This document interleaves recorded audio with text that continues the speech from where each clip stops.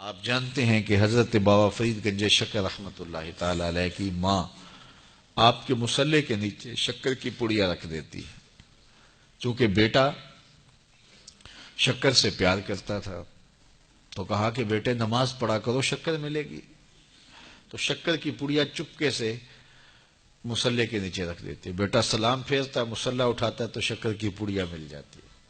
اللہ اکبر۔ امام غزالی نے لکھا ہے کہ ہر عمل پہلے ریا ہوتا ہے، پھر عادت بنتی ہے، پھر عبادت بنتی ہے۔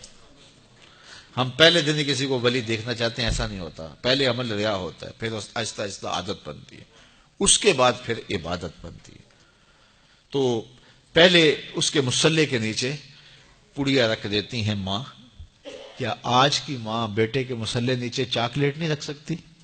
آج کی ماں اس کو نمازی بنانے کے لیے کوئی اس کو لالچ نہیں دے سکتی، کوئی ذریعہ اختیار نہیں کر سکتی؟ بابا فرید کی ماں، آج کی مائیں تو ماشاءاللہ بڑی پڑھی لکھی ہیں، اللہ اکبر۔ وہ تو سادہ دور تھا، لیکن سادہ مزاج ماں اپنے بیٹے کو ولی دیکھنا چاہتی ہے۔ آج کی ماں اپنے بیٹے کو ڈاکٹر دیکھنا چاہتی ہے، انجینئر دیکھنا چاہتی ہے، اچھا بزنس مین دیکھنا چاہتی ہے۔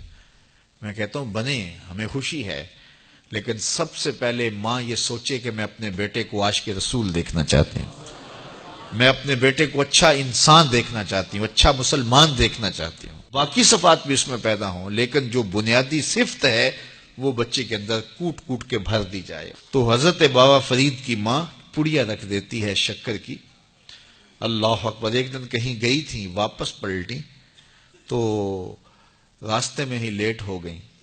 تو دل میں رہ کے خیال آ رہا ہے آج بیٹا مصلی اٹھائے گا تو میں نے تو آج شکر کی پڑیا نہیں رکھی۔ پھر ماں جھولی پھیلا کے راستے میں دعا کرتی ہے، مالک فرید کی ماں کی محبت کی لاج رکھ لینا۔ اس نے یہ ایک طریقہ، ایک حکمت، ایک ہیلا کیا ہے اپنے بچے کو نمازی بنانے کا، مالک فرید کی ماں کی لاج رکھ لینا۔ واپس جب گھر پلٹی تو بچہ نماز پڑھ چکا تھا۔ تو آتے ہی پہلا سوال کیا، بیٹے نماز پڑھ لی ہے؟ تو بیٹے نے کہا ہاں امی نماز تو پڑھ لی، لیکن کے بعد ماں کا دل دھڑکنے لگا کہ لیکن کے آگے یہ نہ ہو کہ آج مجھے شکر کی پڑیا نہیں ملی۔ کہا لیکن، تو ماں کا دل دھڑک رہا ہے۔ کہا کیا بیٹا؟ کہا لیکن ماں آج جو شکر کی پڑیا ملی ہے نا، اس کا چس ہی کوئی اور تھا، اس کا مزہ ہی کوئی اور تھا، اس کا لطف ہی کوئی اور تھا۔ کہا پہلے فرید کی ماں دیتی رہی، اب فرید کا رب دے رہا ہے۔ اللہ اکبر۔ تو مائیں اپنے بچوں کی اچھی تربیت کی ضامن ہوتی ہیں۔ اقبال کہتا ہے تو نہ دانی کے سوزے کے راتے تو، دیگر گوں کر تقدیر عمر را۔ میری بہن تو نہیں جانتی، اگر تو بہن ہو کے قرآن پڑھے تو تیرے بھائی عمر کی تقدیر بدلے گی، اور اگر ماں ہو کے قرآن پڑھے تو بیٹا نیزے کی نوک پہ قرآن سنائے گا۔ تو یہ ماؤں کا اثر ہوتا ہے، ماں کی تربیت کا رنگ ہوتا ہے۔ حضرت خواجہ قطب الدین بختیار کاکی رحمت اللہ تعالی علیہ 14 پاروں کے حافظ تھے۔ جب استاد کے پاس پڑھنے گئے پہلے دن 5 سال 4 سال کی عمر میں، تو استاد نے کہا پڑھو الف لام میم، تو بیٹا سارا پارہ سنا دیتا ہے۔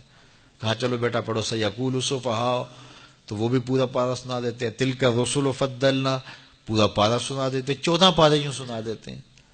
کہا مجھے یہاں سے پڑھاؤ سبحان الذی اسری بعبدہ۔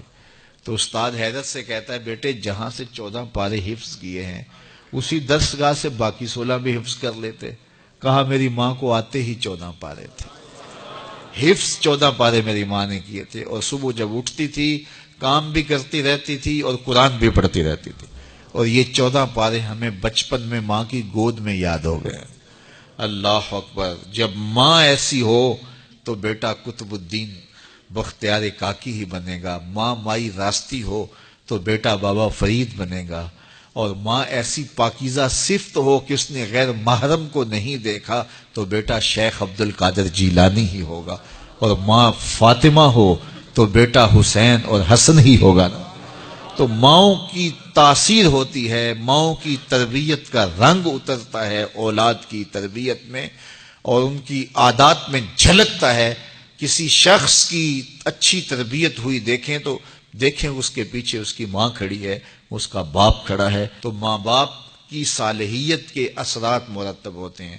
تو باپ اپنی اولاد کو حرام کا ایک لقمہ بھی نہ کھلائے، اور ماں اپنی عصمت کی حفاظت اپنی جان سے بڑھ کر کے کرے تو پھر نتیجہ کیا ہوگا کہ صالح اولاد پیدا ہوگی.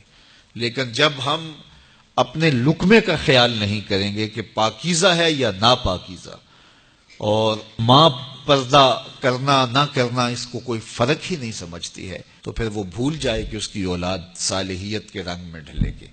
تو اچھی مائیں اچھی اولاد کی تربیت کی ضمانت ہوتی ہیں، اور لقمہ حلال اچھی اولاد کی تربیت کا ضامن ہوتا ہے.